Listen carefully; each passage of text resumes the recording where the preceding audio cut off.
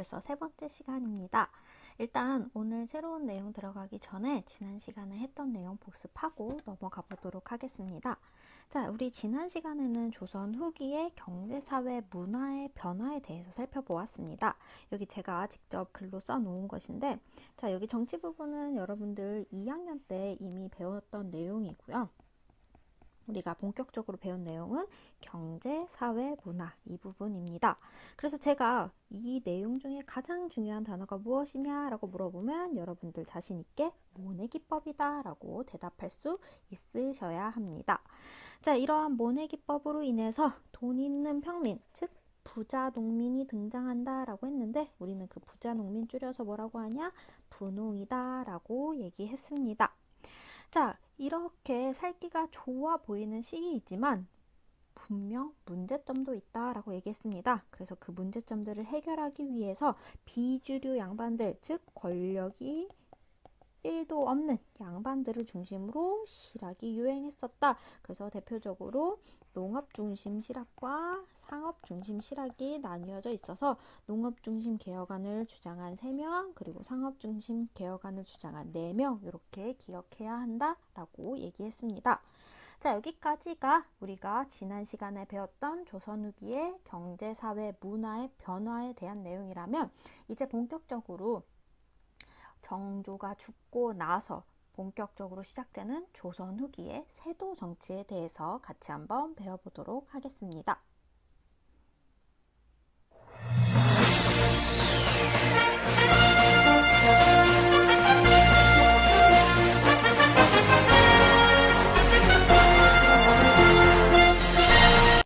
네, 뭔가 진짜 뉴스 같았죠?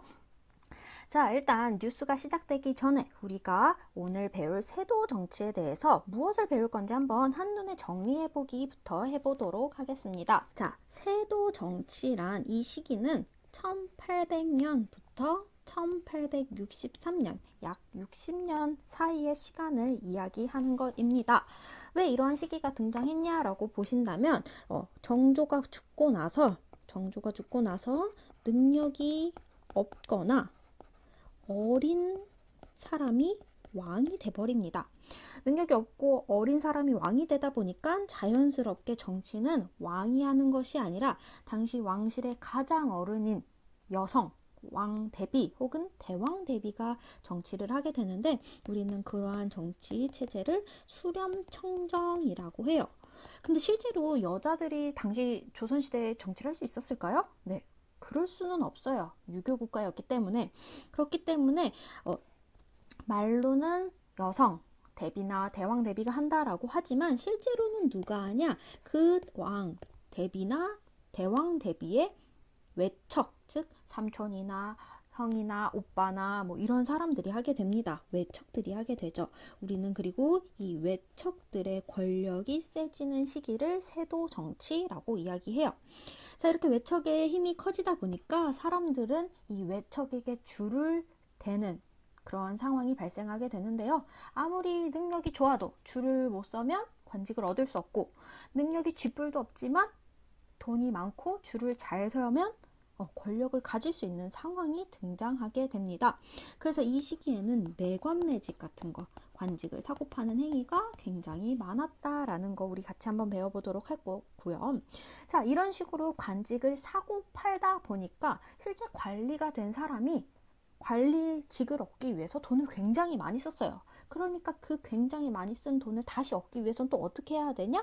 그렇죠. 농민들에게 어마어마한 세금을 걷어야 합니다. 자, 그래서 자신이 관리직을 얻기 위해서 쓴 돈을 다시 메꾸기 위해서 백성들에게 세금을 무지막지하게 얻게 되는데 우리는 그러한 세금 문제를 삼정의 문란이다 라고 이야기합니다. 말 그대로 세 가지의 세금이 백성들을 괴롭히는데 어떠한 것들이 있는지 같이 한번 살펴보도록 하고요. 이러한 삼정의 문란, 세금으로 인해서 백성들이 너무 살기가 힘들어집니다.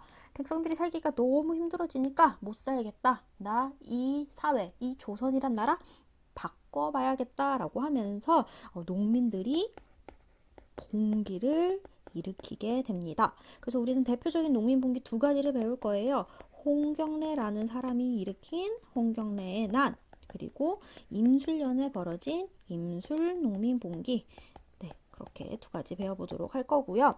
자, 이렇게 백성들이 봉기를 일으킬 만큼 삶이 너무 힘들어지니까 사람들이 삶이 힘들어지면 뭐에 의지를 하게 되냐? 바로 이 세상에 없는 사람들에게 의지를 해요. 바로 종교에 의지를 하게 됩니다. 그래서 이때 새롭게 등장하는 종교들이 바로 천주교, 동학, 이러한 등등등의 종교들이 있습니다. 자, 굉장히 유기적으로 연결이 돼요. 정치적으로 사는 것이 좋아지지 않으니까 경제 역시 힘들어지고, 경제가 파탄나니까 농민 봉기가 일어나게 되고, 이러한 농민들이 바로 종교의 힘을 빌어서 이 현실 세계를 극복하고자 마음의 위안을 얻었다라는 것까지 같이 한번 보면 되겠습니다. 자, 그래서 우리가 진짜 본격적으로 한번 뉴스 형식으로 나아가 보도록 할게요. 우리 중학생 학생들 역사는 배워도 기억이 안 난다라고 이제 힘들어하는 상황인데, 우리 그 상황을 극복해 보면서 같이 한번 새로운 내용으로 가보도록 하겠습니다. 자, 여러분들 혹시 이 그림이 무슨 의미를 가지고 있는지 아시나요? 자, 여러분들 여기 보시면 인형이 있는데 이 인형들이 줄에 매달려 있는 모습을 볼 수 있을 겁니다. 네, 우리는 이러한 인형, 이게 줄에 매달린 인형을 마리오네트라고 하는데요. 자, 이 인형들의 상황을 바로 다음 장면, 여러분들 출발하기에 있는 장면과 한번 비교해 보도록 하겠습니다. 자, 방금 봤던 그림이랑 굉장히 유사해요. 누가 누구에 의해 움직이는지 혹시 보이나요? 네, 맞아요. 여기 보시면 순조, 철종, 헌종이라고 하는 왕의 옷을 입은 아기 인형들이 눈에 초점도 없어 보이고 누구에 의해서 움직이고 있냐? 바로 안동김 씨에 의해서 움직이고 있다라는 것을 이 그림 한 장면으로 알 수 있습니다. 우리가 배울 태도 정치란 바로 이 그림 한 장에 나타나는 모습이다 라고 보시면 되겠습니다. 자, 그럼 여러분들 이 그림을 바탕으로 다음 장면인 출발하기 같이 한번 풀어보도록 할게요. 자, 안동 김씨라고 적힌 사람은 무엇을 하고 있습니까, 지금? 그쵸, 왕을 가지고 인형놀이를 하고 있어요. 자기 멋대로 움직이고 있습니다. 자, 그러면 이 당시에 왕의 이름이 무엇이었나요? 세 명이 있었죠? 네, 순조, 헌종, 철종, 이렇게 세 사람이 있었고요. 왕은 지금 뭘 당하고 있냐? 바로 안동 김씨에 의해서 몸을 움직이고 있다, 즉 시키는 대로 하고 있다라는 것도 알 수 있습니다. 자, 여기 마지막은 여러분들이 각자 생각해 보도록 할게요. 그렇다면 왜 이런 상황이 발생했을까? 왕이잖아요. 절대 권력을 차지하고 있는 왕이 왜 누군가에 의해서 움직일 수밖에 없는 상황이었는지 우리 같이 한번 이제 본격적으로 살펴보도록 하겠습니다. 자, 이러한 상황이 나타나게 된 가장 큰 이유, 바로 조선 후기의 대표적인 개혁왕이었던 정조가 자신의 할아버지인 영조처럼 건강하게 오래오래 살았으면 좋았을 텐데 그러지 못하고 갑자기 병에 걸려 돌아가시게 됩니다.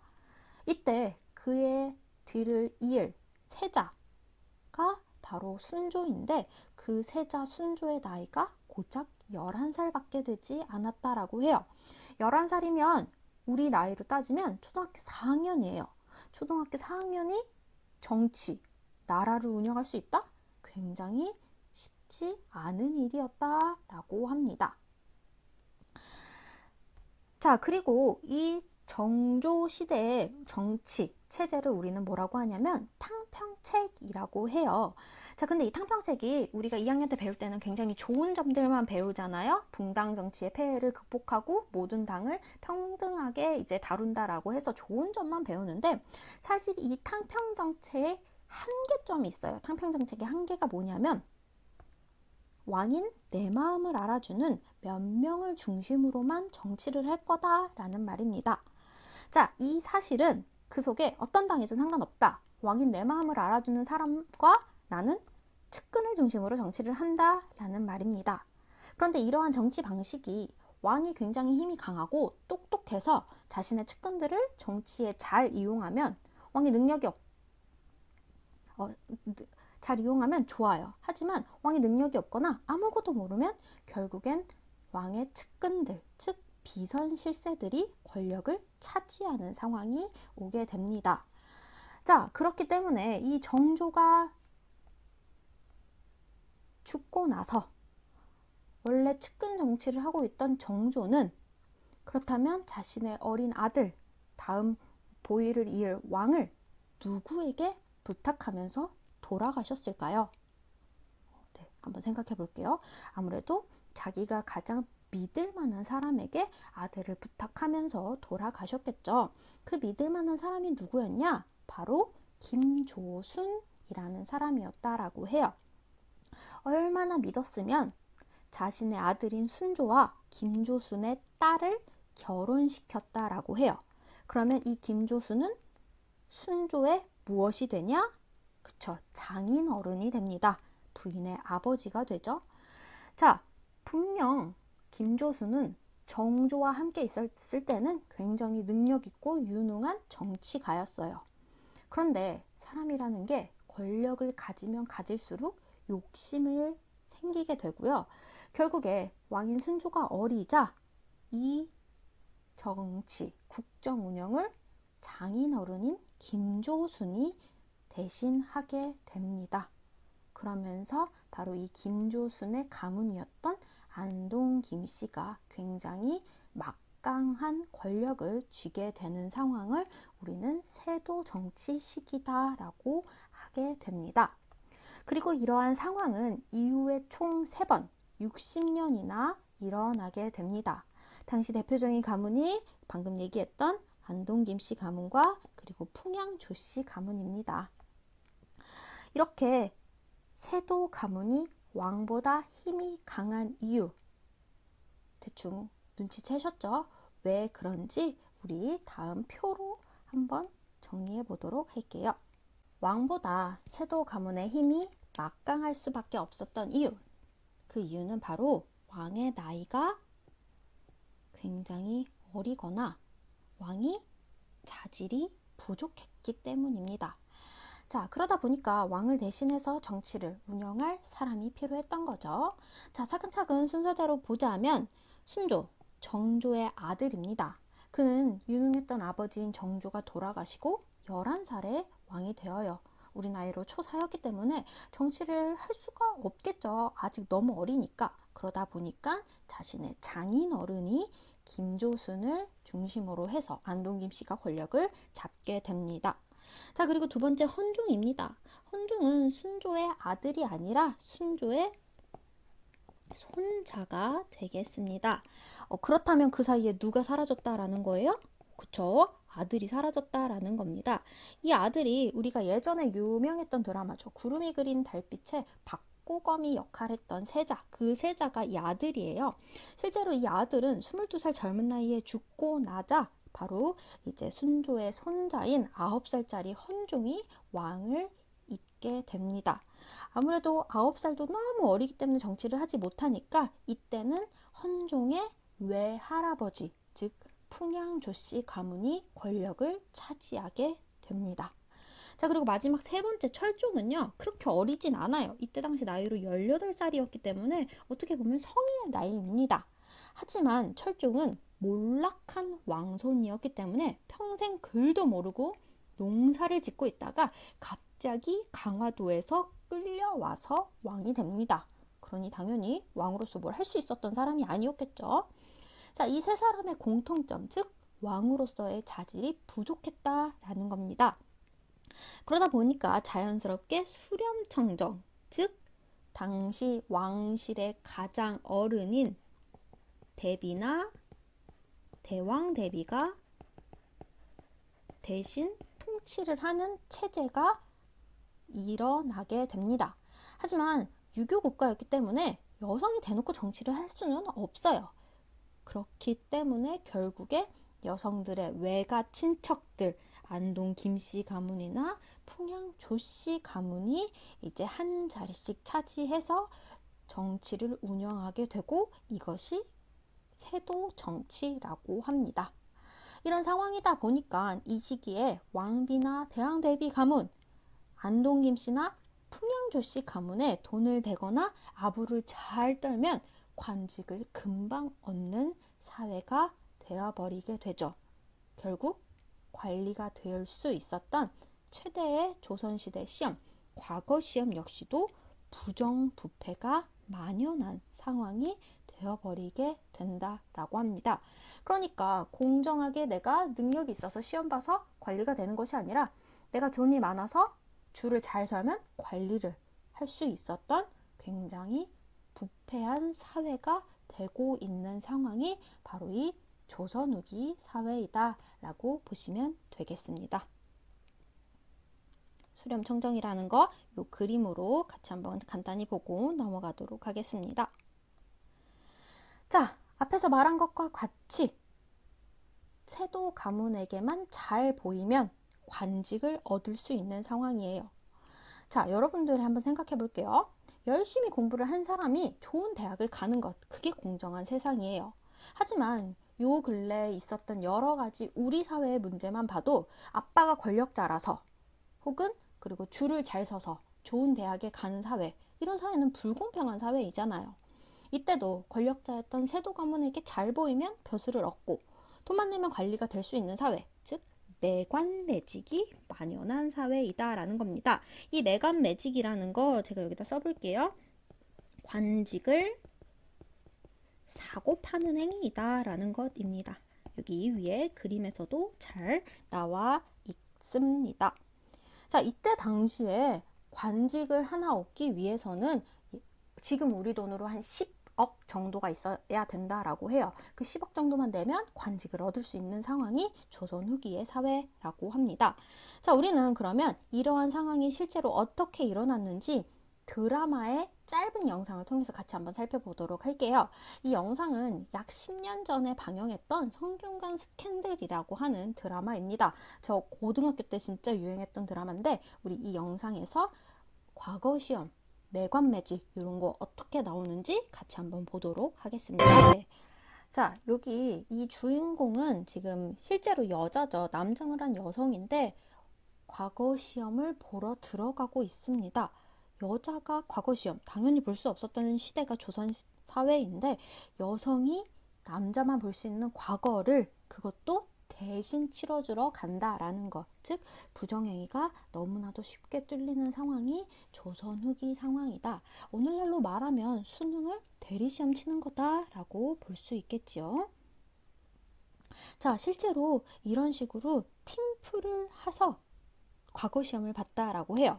자, 누구를 위해서 보냐? 여기 보시면 멍청하지만 집에 돈이 많은 금수저, 이 사람을 합격시키기 위해서 무려 몇 명의 알바를 쓰는 거다, 3명의 알바를 쓰는 거다 라고 볼 수 있습니다. 자리 잡아주는 알바, 그리고 내용을 찾아주는 알바, 그리고 글씨를 예쁘게 써주는 알바. 그래서 총 이렇게 4명이 팀플로 과거 시험을 본다. 말이 안 되죠? 우리 중간고사, 기말고사 남이 대신 봐줍니까? 아니죠. 내가 내 능력으로 보는 거잖아요. 근데 여기서는 남이 대신 쳐줘도 아무도 뭐라 하지 않았다. 과거 관직 돈으로 살 수 있었던 사회이다 라는 것 알 수 있습니다. 부정한 사회였다 라는 거 꼭 기억하시길 바랄게요. 이러한 부정한 사회의 악순환이 고스란히 백성들에게 전가되고 있습니다. 예를 들어 볼게요. 집에 돈이 많지만 멍청한 양반이 있어요. 아까도 봤던 것처럼 과거 시험을 보기에는 능력이 너무 안 되니까 세도 가문에 돈을 주고 관직을 얻게 됩니다. 아무리 부자여도 오늘날로 따지면 약 10억에서 15억 정도 되는 돈이니까 어마어마하게 썼을 거 아니에요. 그럼 그 돈을 다시 메꾸기 위해서 무슨 짓을 저지르냐? 자신이 관리가 되어서 만만한 백성들의 세금을 뜯어가는 수법을 쓰게 됩니다. 그렇게 만만한 백성들의 세금을 뜯어가는 그 상황, 바로 삼정의 문란이다 라고 보시면 되겠습니다. 자, 여기 이 한 그림의 장면, 이 만화의 장면에서도 시아버지도 죽었고 서방도 죽었고 여자 혼자서 삭발여지를 하는데 왜 남자들만 내는 군포를 3개나 내라냐? 우리 집에서는 남자가 없자, 여기 애기 1명밖에 없지 않느냐? 라고 하면서 따지는 상황이 등장을 하게 됩니다. 자, 그래서 우리 이런 식으로 억지로 내는 세금들 한번 같이 살펴보도록 할게요. 억지로 내는 세금들 총 3가지라고 해서 삼정의 문란이라고 합니다. 전정, 군정, 환정 이렇게 3가지의 삼정 있다. 그게 문란하다. 문란하다가 여러분들이 조금 되게 이상한 상황에서만 쓰는데 문란하다는 건 정상적으로 흘러가지 않고 혼란스럽다라는 뜻이에요. 혼란스럽다랑 같은 의미라는 거 기억하고 넘어가도록 하겠습니다. 자, 전정부터 같이 보도록 할게요. 전정은 원래 토지에다가 부과하는 세금입니다. 기존에 원래 내던 1결당 사두, 이 기존 세금에다가 대동법으로 추가된 대동세, 뭐 예를 들어 한 12두 정도 낸다고 하면, 그리고 균역법으로 부과한 결작, 이러한 것들만 내서 약 20두 정도 내는 게 정상이었다라고 해요. 하지만 이러한 정규 세목 외에 잡다한 세목을 붙여단다라고 해요. 원래 기본적으로 내야 하는 세금이 20두라고 한다면 실제로 관리들이 얼마나 걷어가냐? 무려 100두 이상이나 걷어가게 된다. 말도 안 되죠. 세금을 무려 5배나 낸다라는 거. 여기 그림에서도 보는 것 같이 황무지에는 세금을 내지 않아요. 근데 황무지에다가도 세금을 부여하고 있는 상황. 억지죠. 이렇게 억지로 백성들을 괴롭히고 있는 상황 볼 수 있습니다. 자, 그리고 군정은 말 그대로 군대를 가는 것을 대신해서 내는 세금이라고 해요. 우리가 2학년 때 배웠던 이 균역법 있죠? 이 균역법의 실시 이후로 군포의 부담이 2필에서 1필로 줄었어요. 우리 이거 배웠습니다. 영조 때. 그래서 실질적인 부담은 결코 적은 것이 아니다. 균역을 피하는 농민들이 많아지면서 군역 대상자가 계속 줄자 어떻게 하냐? 한 사람이 여러 사람의 군포를 부담지거나 이미 죽은 사람이나 어린아이에게까지 군포를 내라고 한다라고 합니다. 자, 조선시대에 군대를 가는 나이는 16에서 60세 사이의 성인 남성입니다. 그런데 이미 죽은 사람에게 세금을 내라고 하거나 어린아이 16세 미만의 남성에게다가도 세금을 부과하는 상황, 억지로 내는 상황이다라는 거죠. 자, 여기 그림에 또 나와 있죠. 갓난아기가 같이 세금을 물리다니 이웃이 못 낸 것까지 내가 왜 내야 돼? 라고 하면서 억지로 세금을 물리는 상황이 등장하는 것 알 수 있습니다. 자, 그리고 마지막 환정, 환곡이라는 말을 많이 쓰는데 이 환정은 뭐냐면 원래는 봄에 곡식이 가장 부족할 때 보릿고개라고 하잖아요. 봄에 곡식을 빌려주고 가을에 이자를 붙여서 갚는 방식을 환곡이라고 합니다. 하지만 거듭되는 흉년으로 이자는커녕 원래 곡식조차 갚지 못하는 백성들이 등장하게 되고요. 심지어 봄에 한 톨의 곡식도 만져보지 못했는데 가을에 이자만 바치는 경우도 있습니다. 그리고 여기 그림에서 나오는 것 같이 껍질과 모래밖에 없는데 실제로 이자로는 제대로 된 쌀을 갚으라고 하는 그러한 상황들이 발생하게 된다. 누가 봐도 불합리한 세금 제도였다.